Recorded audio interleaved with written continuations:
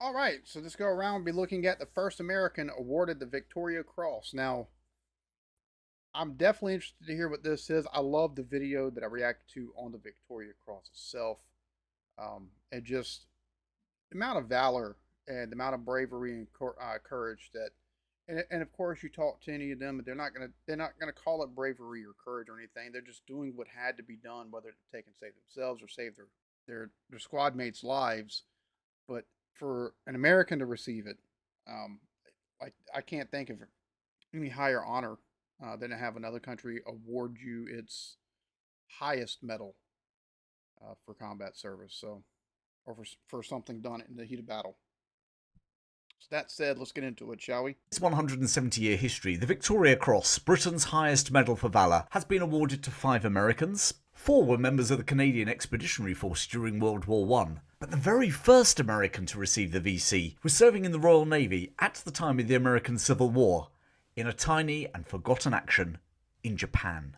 This is the story of that man, William Seeley. Wait. During the American Civil War, wouldn't he still be? Well, yeah, no, okay. What was he doing over there? Well, all right, I'll just shut up and watch because that's kind of thrown me there for a second. I figured it'd be something a lot more recent. And the bombardment of Shimonoseki in 1864. William Seeley was born in the town of Topsham in the state of Maine on the 1st of May 1840. He seems to have spent his youth in the nearby harbours and after a family argument while still a teenager ran away to sea. In his desperation he boarded the first ship he could find, which happened to be a British-owned merchantman called the Salem. His travels took him to China and the British colony of Hong Kong. And there he fell out with the Salem's captain when the latter refused Seeley permission to let off firecrackers on the vessel to celebrate American Independence Day. Jumping ship, William Seeley soon spent up what little money he had and now found himself stuck in a British colony, far from home and flat broke. I mean, I get it. There's no reason, it's your country's independence, not his. So I kind of get that point. I see the captain's point of view on that one. But hops a ship to China. Ooh. He decided that the only way out of his predicament was to join the Royal Navy and signed on as an ordinary seaman aboard HMS Euryalus, which was stationed there in Hong Kong. The year was 1862. The wooden-hulled, screw-propellered frigate HMS Euryalus had been launched in Chatham in 1853, just in time for the Crimean War. During that war, the 35-gun Euryalus saw action in the Baltic campaign. There she participated in the bombardment of the Russian fortress at Sveaborg in modern-day Finland. Following the war, she headed to the Mediterranean with Queen Victoria's second son, Prince Alfred, serving on board as a midshipman. By the time William Seeley was signing on in 1862, HMS Euryalus, minus Prince Alfred, had been posted to the Royal Navy's China station. There she was part of the British military effort to stamp out the Taiping Rebellion in China. This uprising against the imperial government in Peking, or Beijing, lasted for 14 years, and the civil war and resulting famines cost the lives of an estimated 20 million Chinese. The British contribution was as much based upon protecting their trade in China as it was propping up the imperial government per se.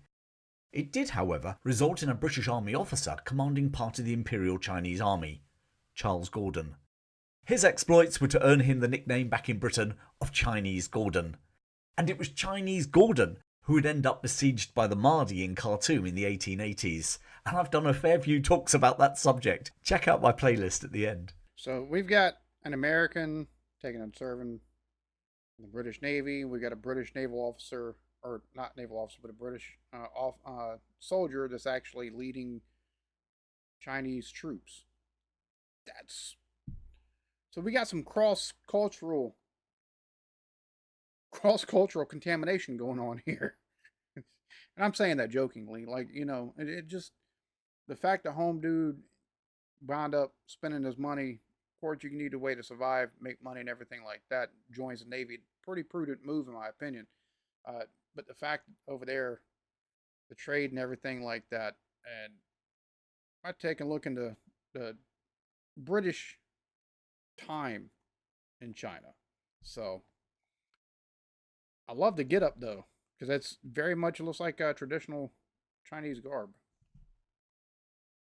Anyway, back to William Seeley, who incidentally claimed in later life he'd met Gordon whilst in China. By September 1862, He was sailing on board HMS Euryalus for Yokohama in Japan. The island nation had only opened her borders to foreign trade 10 years beforehand when the American, Commodore Matthew Perry, had arrived in Yokohama Bay. And since then, American merchants had been joined by various Europeans, all intent on taking advantage of the new trading opportunity. But not everyone in Japan welcomed the arrival of the Westerners, partly because they threatened traditional Japanese values, and far more importantly, they threatened traditional feudal power structures. Local lords, or daimyos, held autonomous authority and had historically been able to do their own thing. Now the emperor, who for hundreds of years had been a bit of a figurehead, was starting to flex his muscles against the shoguns who had tended to wield the real power. And it was the dynamics in this changing power within Japan that formed the backdrop to the film The Last Samurai, starring Tom Cruise. In 1863, the daimyo of the Chosu clan, Mori Takachika, unilaterally decided to take the initiative against the foreigners by denying them access to his territory. This included closing the narrow Shimonoseki Strait to their shipping. Despite the fact that Mori was no fan of Western influence undermining traditional Japanese culture, or his power, he was more than happy to use foreign weapons against those very foreigners. So, whilst most... We've seen that happen a lot in history. We don't like your new ways. Here, give us some guns.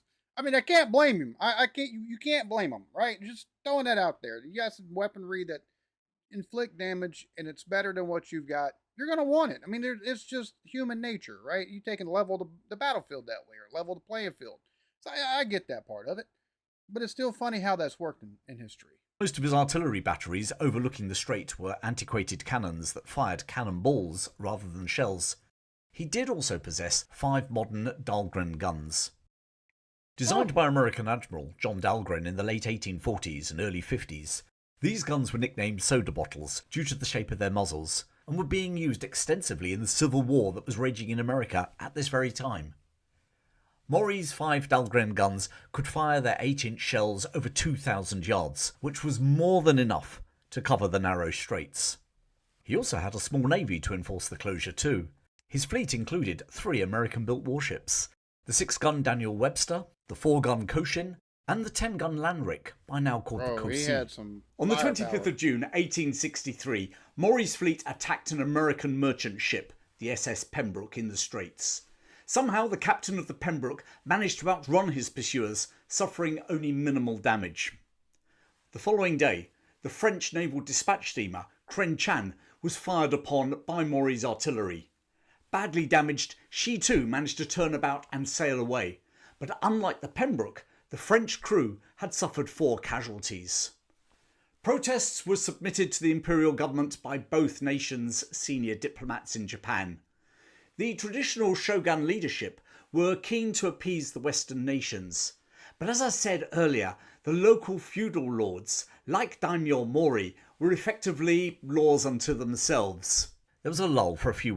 I might have to take a look at some Japanese culture as far as how the feudal system and how even under the empire was or the emperor and stuff like that was set up, because it sounds very, and I understand they had different states and stuff like that, but it sounds like it's even more dialed into like a local, maybe regional, maybe small part of a region with one of those territories this fella's controlling. It takes some big cojones to all right, I don't want you here. I'm going to fire on all your stuff. And I mean, they're in a foreign land, but still, that's who you got all that that firepower from. Weeks as the central government tried to negotiate with Mori to reopen the strait. Then, on the 11th of July, the 16-gun Dutch warship, the Medusa, decided to force her way through. With more guns than any ship in Mori's navy, her captain was confident that he would be unopposed. And in one respect, he was right. The local Japanese fleet stayed away. However, as the Medusa sailed through the narrow waterway, the shore batteries opened up. 30 shells and cannonballs hit the Dutch warship, and 9 members of her crew were either killed or wounded. The shocked captain returned fire and increased speed to clear the strait before he succumbed to any more casualties. Now things started to move quickly. 5 days later, 16th of July, the American warship USS Wyoming arrived on the scene to retaliate for the attack on the Pembroke the previous month. In a 2-hour battle, the Wyoming had to endure a bombardment from the Dahlgren guns, which had ironically been presented to the Japanese as a gift from the American government. You got quite a little conflict going here. The fact that they give Japan the weaponry, this lord takes and gets a hold of them, decides he's going to shut it. And one of the things, just looking at the map they showed earlier, I mean, it would have taken extra days. I get that part, all right, but they could have sailed around and then negotiated, right? I mean, it just seems like that might have been a prudent thing to do. Then again, if you're taking and losing money and everything like that, taking and going around, To add to the irony, the Wyoming then proceeded to sink 2 of the American-built ships in Maury's fleet. 4 Americans were killed in the action, and another died later of his wounds. On the 20th of July, the French Navy now arrived, intent on extracting revenge for the attack on their ship and open the straits by force. This French intervention consisted of 2 warships and 250 Marines, who landed and proceeded to destroy a village and one of Lord Maury's gun emplacements. However, this action on behalf of France had not been sanctioned by the government in Paris, but by their senior diplomat in Japan. Already embroiled in a war in Mexico where nearly 40,000 French troops were committed, the last thing Emperor Napoleon III wanted was a war on the other side of the world. The diplomat was reprimanded and would be recalled to France within the year. You have to hand it to Daimyo Mori. This local Japanese lord had taken on the French, the Dutch and the Americans and simply refused to back down. And for all their bombardments, the Western powers didn't have the resources to take him on. For the next year, the straits remained closed. 2 months after that last bombardment, in September 1863, HMS Euryalus, complete with ordinary seaman William Seeley, arrived at Yokohama. En route from China, the British warship had also seen action against another feudal lord in Japan in what became known as the Anglo-Satsuma War. Nothing to do with small oranges, and I'll tell you that story in future in my members channel, so why not sign up for the members channel at the end of this video. For the next year, the Western powers negotiated with the imperial government, who in turn negotiated with Maury. And whilst the negotiations seemed to run into a brick wall, Maury was busy destroying foreign property in his domain. Meanwhile, a growing armada of Western naval vessels arrived in Yokohama. Eventually, after Maury had failed to acknowledge, let alone comply, with the British-led ultimatum, that international armada set sail for the Shimonoseki Strait. Yeah, one of the things that wasn't smart back in the day was destroying anybody's boats in Europe, or especially England or France or Spain. It's like you got Dutch flag over there too, or something like that, or a Dutch flag. So I mean, it just no, that'd be French. If I had to venture a guess, just looking at the colors. I need to shut up and think sometimes. Anyways, you've got American-made weapons. You had American-made ships. They sunk 2 of them. Like, it'd be like at some point in time, like, all right, let's come to negotiate. It's stubborn son of a gun. Good Lord. The fleet consisted of 9 Royal Navy ships, 4 Dutch Navy warships, and 3 French naval vessels. They were accompanied by 2,000 soldiers drawn from all 3 nations. This Allied fleet was commanded by British Admiral Sir Augustus Leopold Cooper, commander of their East Indies and China station. Cooper, who had joined the Royal Navy in 1823, decided to make HMS Euryalus his flagship. The notable absence in this fleet, based upon the actions of the previous year, were the Americans. Rather like the French in Mexico, the Americans had bigger fish to fry than getting tangled up in a war in Japan. Whilst keen to ensure that the Japanese markets remained open, President Lincoln was concerned that military involvement in Japan could deflect both army and naval resources from his fight with the Confederate States in the American Civil War. Actually, they weren't totally absent from this Allied fleet. An American chartered steamer, the USS Tarkian, had sailed with them to show solidarity. But then there was another American connection, wasn't there? Somewhere in the 500-strong crew on board Admiral Cooper's flagship was ordinary seaman William Seeley from Maine. On the 5th of September 1864, the fleet sailed into the Shimonoseki Strait, and HMS Euryalus led the bombardment of the shore batteries, her 17 Armstrong guns sending 110-pound shells into the Japanese positions. By nightfall, all of Maury's batteries had been silenced. However, overnight, the defenders managed to repair their batteries, and the following morning they opened fire on the Allied fleet again. It was obvious to Admiral Cooper that he would need to send men ashore to capture and destroy the gun emplacements. It was now that William Seeley had his moment in history. The 24-year-old was a member of the 3rd Company of the Naval Brigade as they went ashore to capture the gun batteries. As they advanced inland, they started to encounter stiff resistance. Eventually, they reached a stockade held by troops loyal to Lord Maury. His commanding officer, Lieutenant Edwards, asked for a volunteer to make a reconnaissance of the Japanese positions. Seeley stepped forward. All by himself, he slowly worked his way through the undergrowth to observe the stockade from close range. It was manned by over 300 men, and Seeley could make out light guns on top of the 8-foot palisade. Suddenly he was spotted by the defenders. Running as fast as he could, he raced back to safety, chased by the Japanese, some in samurai armour, some firing arrows, and some firing muskets. It was only when he reached the British line. Jesus Christ, they were after him. I mean, I get it. He's spying. You know, he's trying to gather intel to take back. But, whew, samurai armor, guns, and arrows being coming at you. You're leaving a brown trail. I'll be honest with you. Him taking and being from Maine probably. I'm gonna make a guess. It probably helped him take and stay somewhat quiet until he was actually seen. Maybe I don't know if he took and got too far out or whatever, but Maine is nothing but wilderness basically, other than like two pretty big. I mean, it's not all wilderness. There's towns and stuff, but there's not a whole lot of people there still to this day, and there's a whole lot of woodlands and everything like that. So that's pretty nifty. He's going to sit there and volunteer himself. Some firing arrows, and some firing muskets.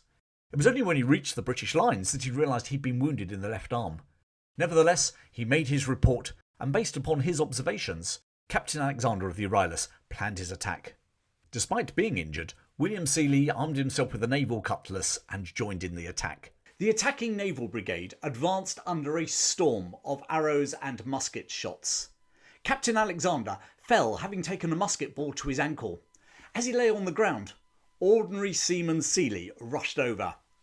Even though he only had one useful arm himself, he managed to carry his officer back to a medical post. Refusing any aid for himself, he now rushed back to be in the thick of the battle. The attack was making slow but steady progress. 18-year-old midshipman Duncan Gordon Boys had been assigned to carry the colour into action. He was guarded by 2 senior NCOs acting as colour sergeants. The defence was so intense that one of these men was killed, and the other 29-year-old, Thomas Pride, was severely injured. Pride staggered to his feet and continued to advance with midshipman Boys until ordered by their officer to retire. Grudgingly complying with the order, it was only afterwards that they realised the colour itself had been pierced in 6 places by musket balls. They'd probably had a narrow they were the escape. thick of it. With the naval brigade now closing on the stockade, the defenders simply melted away, although about 20 stayed to fight to the very end. By the end of that day, the 6th of September, sailors and troops from the Allied ships had seized all of Lord Maury's artillery batteries. Many were blown up, although some guns were taken away as prizes. In fact, the guns taken by the French can still be seen at the Hôtel des Invalides in Paris. The Royal Naval Brigade lost 7 men killed and 26 injured storming the stockade. Many of the British injured were treated on the American steamer that had accompanied the fleet. 2 days later, the local Japanese forces surrendered. A peace treaty was negotiated in which the Allies would receive an indemnity of $3 million. The bombardment of Shimonoseki is a pretty much forgotten event in history. It plays a small part in a much bigger story that was taking place in Japan as the country moved on to the world stage. It also... I'm about to say it's I think partially due to this afterwards, especially gaining, doing trade and everything like that with Europe and the U.S.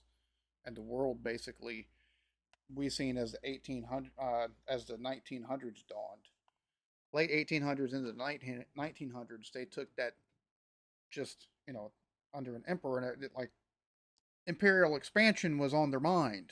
Basically, they wanted to try taking a book out of, because they leading up into World War II, they were under sanctions from the U.S. and Europe because of their attacking into Russia, as well as into brutal treatment of the Chinese. So yeah, not only that, but also other Pacific islands. And so that's one of the reasons why U.S. wound up getting attacked. Try to take them out. They could get, because there's oil on some of those islands. So, you know, yeah. Anyways, I don't know why I went off on that little tangent, but it kind of leads into a lot of stuff. Them opening up the way they did after being closed off for so long. Falls into the story that surrounds that change as the traditional semi-independent feudal nobility clashed with the imperial authorities for political control of the nation. 3 Victoria Crosses were awarded to men participating in this action. The first 2 were to the survivors of the Colour Party, Midshipman Boys and Thomas Pride. The third was to William Seeley for his bravery in his solo reconnaissance and then joining in the fight despite being injured. He was the first ever American to receive Britain's highest medal for bravery. Somewhat bizarrely, he received this British honour for a forgotten action in Japan, whilst many of his compatriots were fighting each other in the American Civil War. Seeley left the Royal Navy in 1866 and went back to sailing merchant ships before retiring to Massachusetts. In the next 20 years, he would twice have his VC stolen from him. On the first occasion, it was anonymously sent to the British government in London, who forwarded it on to Seeley. The other time, Seeley reclaimed it after seeing it 18 months after the theft, for sale in a curiosity shop in America. William Seeley VC died in October 1914 and is buried at Staunton, Massachusetts. He is yet another one of those Victoria Cross recipients who seems to have been almost lost to history. Rather like his Victoria Cross, because amazingly, it's gone missing for a third time. It was in the possession of his granddaughter in the 1930s, and no one knows what's happened to it since. A vanished VC, earned in a forgotten battle, awarded to a forgotten American sailor. And yet, when the records are read and spoken, William Seeley has his place in history, the first American to be awarded the Victoria Cross. Well, thanks for joining me today, and I hope you enjoyed that story from history. There are so many incredible stories about Victoria Cross recipients. For instance, there's a great story about William Manley. He's the only man to be awarded the Victoria Cross and the German Iron Cross. And you can access that story by joining my members channel. All right, so as with every video I do, link to the video so you can go check out not only the video without me talking over it, but also this dude's channel. We have to take a look at some other stuff. The fact that home dude took and left Maine, snuck onto a British merchant ship, winds up in China, winds up broke, joins the Royal Navy, and then winds up seeing action in Japan and actually winning the Victoria Cross for not only taking the injury due to the reconnaissance, but also having the wherewithal in the heat of battle to take his commander back to get medical treatment, and then still joining in while being injured. Pretty nifty. Now, this period of time too is a lot of colonization by everybody for the most part, and not only that, like the global trade routes being wide open. I mean, it was the fact that this is what he said 10 years since Commodore Perry took and actually sailed over there. They opened trade to the rest of the world. Pretty nifty story. I've never heard of this dude or anything like that, but awesome video. Cool to take and learn about. I love learning about little known stuff like this. It's pretty cool because it tells a little bit of a tale that otherwise, gets lost in the annals of history in and of itself. So, hope y'all enjoyed this. Y'all be good to each other. Love yourselves. Peace.